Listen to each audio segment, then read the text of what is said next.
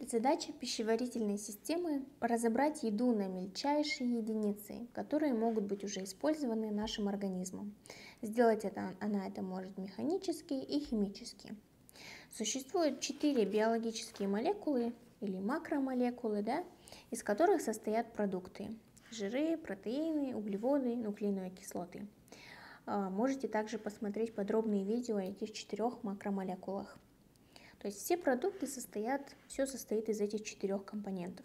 Каждый из этих макромолекул – это полимеры, то есть они состоят из мономеров, из блоков, которые наша пищеварительная система впитать не может. Поэтому задача пищеварительной системы – расщепить, размельчить эти макромолекулы на мономеры, на блоки, из которых они созданы, и уже потом их употребить.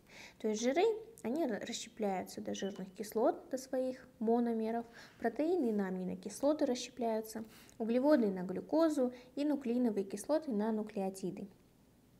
Каждый из этих макромолекул имеет разное количество потенциальной химической энергии, то есть, другими словами, калорийность.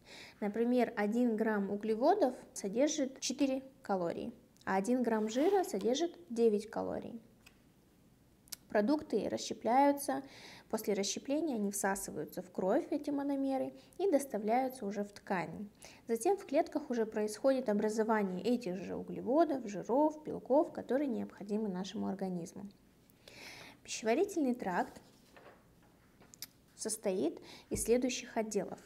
Ротовая полость, глотка, пищевод, вот эта длинная трубка, желудок, тонкий кишечник, толстый кишечник. И в общем пищеварительный тракт, он примерно от 8 до 10 метров. Вот у нас ротовая полость, глотка, пищевод, желудок, тонкий кишечник, толстый кишечник. Желудочно-кишечный тракт представляет собой такую вот трубку от начала до конца, соединяющую ротовое отверстие с анальным. На всем своем протяжении стенка тракта она состоит из 4 слоев. Слизистой оболочки, то есть первый внутренний самый слой, она нам нужна для облегчения процесса продвижения пищи. Она защищает тракт от пищеварительных ферментов также. Дальше подслизистой основы, тут у нас волокна коллагена и эластина. Дальше наружные мышечные оболочки, кольцевой и продольный слой мышц, между которыми находится нервное сплетение, которое контролирует перистальтику, то есть движение еды.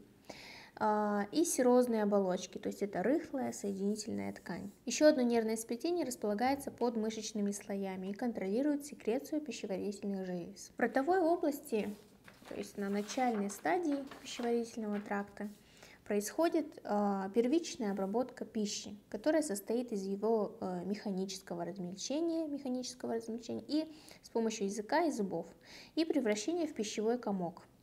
Слюнные железы выделяют слюну, ферменты которой начинают расщепление содержания в пище углеводов. Из ротовой полости комок пищи поступает в глотку, мышечный орган, соединенный с пищеводом и гортанью.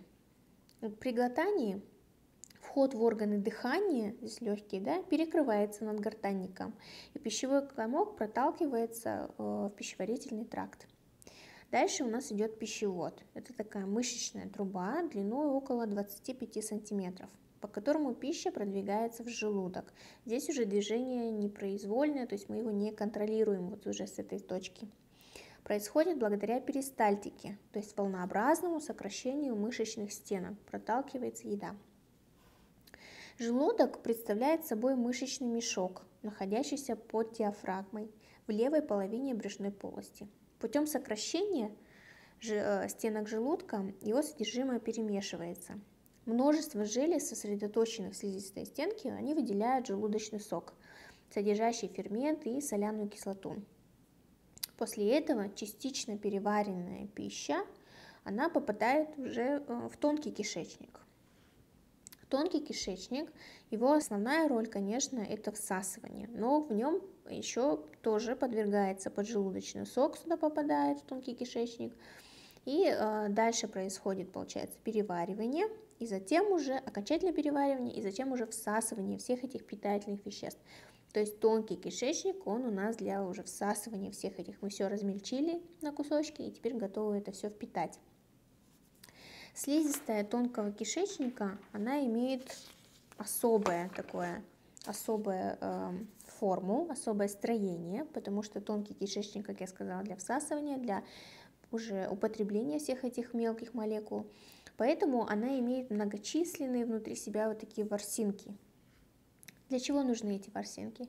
Они нужны, чтобы увеличить всасывающую поверхность. Опять-таки для чего? Чтобы все питательные эти вещества, они максимально попали внутрь.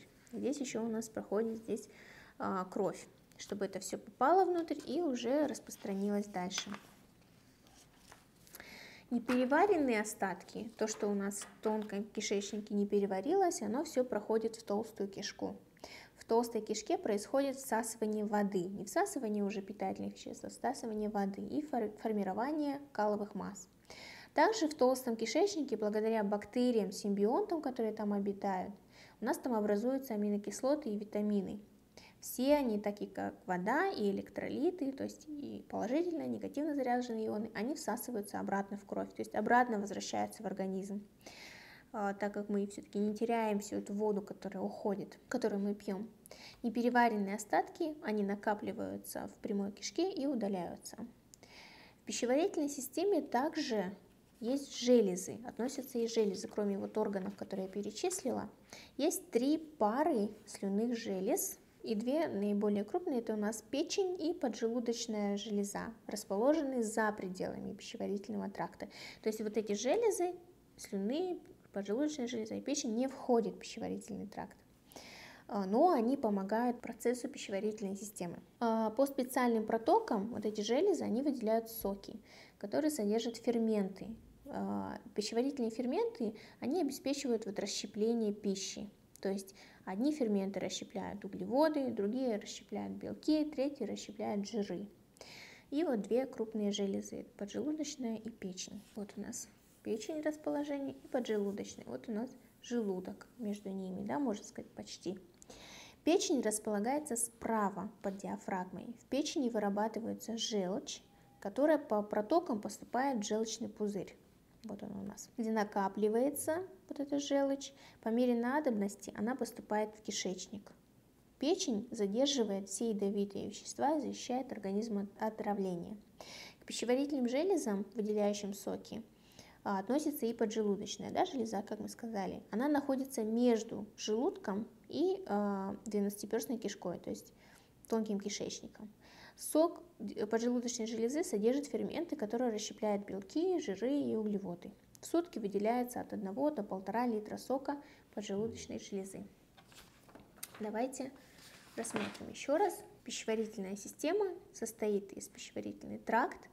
Начинается ротовая полость, пищевод, желудок, тонкий кишечник, толстый кишечник. Также в работу пищеварительной системы входят пищеварительные железы. Это слюнные железы, о которых мы говорили, да, слюнные железы, печень и поджелудочная железа. Спасибо за внимание.